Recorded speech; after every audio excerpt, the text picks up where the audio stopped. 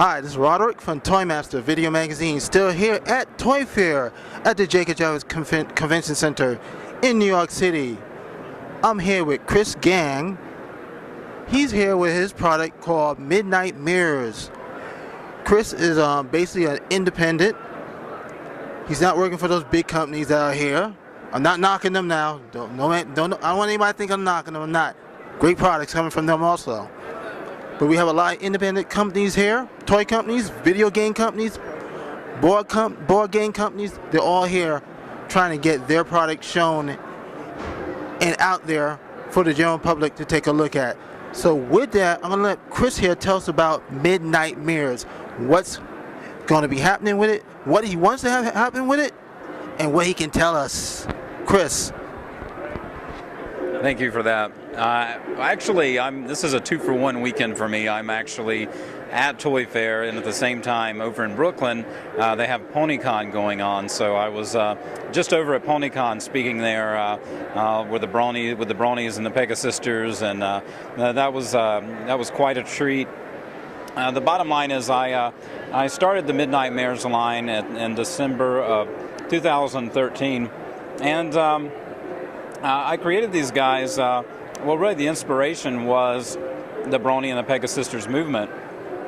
I wanted to create a teenage line of mares to tell stories that really connect with the teenage audience. More adult stories, stories about love, and you've got stories about bullying and a lot of things that are really impacting the teenagers today. I actually have a teenage son myself, who provides a lot of input for me on this line of toys, and so it's really a dream come true for me to be able to do this. I'm going to be launching a Kickstarter next week, where we are going to raise funds to complete the animation.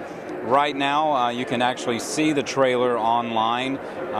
For those pony fans out there who are familiar with the Children of the Night YouTube animation, the actual animator of Children of the Night animated this series for me. Well, he animated the teaser trailer, which is on Duo Cartoonist's YouTube page. You can go there and watch it. It's really phenomenal. He did a fantastic job on the animation. But I launched it I launched these toys along with it. And we have the 2 resin toys right now. I don't have the other one here with me. It's over at PonyCon. But this is Nightfall. She's the antagonist character. She's more or less the spoiled adopted daughter of the goddess Daybreak. And so there's a lot of conflict between mother and daughter. And it's just one of the many stories that are told in the Midnight Mirrors animation. Again, assuming the Kickstarter is the success that I plan for it to be, we will have the money to fund the entire pilot episode. But for right now, we of course have the resins. These sell for $20. That's the retail on them. As you can see, the quality is it's a really high quality product and actually has some weight to it. So it's a collectible as well. And then we also have the plush. Those will be coming out in probably the next 45 days. We don't have the plush here. They're over at PonyCon as well. But the plush will actually glow in the dark. They have markings on them that glow in the dark. This is again a dream of mine to see this come true. I involved my children on this. Actually, my 8-year-old daughter speaks one of the characters in the trailer, and I challenge any of you to see who that might be, which character that might be when you watch the trailer. But I love having my kids a part of this, and it's all for them, and it's all for the Bronies. Those are the that's where the inspirations come from. Thanks.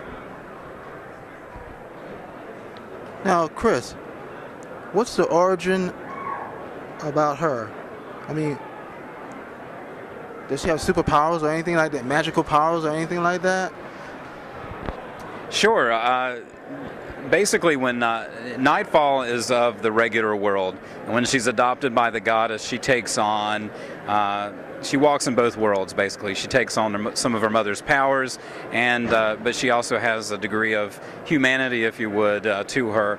So this puts her in a real interesting situation where she still has a lot of teenage issues that she has to grasp with and deal with, and a lot of this power that she can't control. And to help her control her power, her mother creates a whole world for her, a dream world that she is able to rule. And with this dream world, the mayors in the world of Terrastede, which is their home world, are able to start dreaming, which they've never done this before. So they start visiting her world. But the real conflict erupts when she basically does not want them to leave. She wants them to be with her forever. So this is where this whole war erupts with her mother and her trying to keep everyone in her world. And the resulting chaos creates all of these alter egos in all of the mayors. So they take on something akin to multiple personalities. So in the daytime, they are one type of mayor, and at nighttime they become something totally different. And so that's really her origin story, and that's really the power that she possesses, which again leads to all kinds of adventures in night and day, and it's a really exciting series. Mm-hmm. How many episodes do you want to make? I want to make as many episodes as I can for the rest of my life, but if I had to choose one, I would love to just be able to fund the pilot and be able to make the pilot of this, and to at least to tell the general origin story, and to really wet everyone's whistle on just what Midnight Mayors is all about. Have you gotten any voice actors that are in the industry of, say, like from My Little Pony, that took a look at this and might want to do some voice acting on it? Actually, I reached out to brand new voice actors and actresses. I actually found a fantastic voice actress. Her name is Rachel Messer, and she actually joined me yesterday at PonyCon, and we signed autographs for a while. She was on the panel with me. She's fantastic, and on the trailer, she talks every single character on the trailer, with the exception of my daughter. And again, she's multi-talented, and she's done a lot of work in animation, not on My Little Pony specifically. The big key here is this series is more inspired by the Bronies and the Pegasisters, more so than really even My Little Pony. So she has not worked on My Little Pony, but she's worked in a lot of other animation genres, and especially in a lot of video games. She's done a lot of the voices there. But I'm really excited to have her a part of this. Well, thank you, Chris.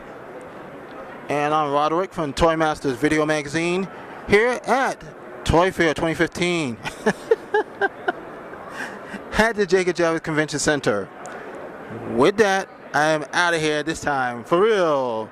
I'll be back tomorrow and Tuesday. Like I said, it's a 4-day event, so there's going to be so much more that you guys are going to see and hear. Take it easy, everybody.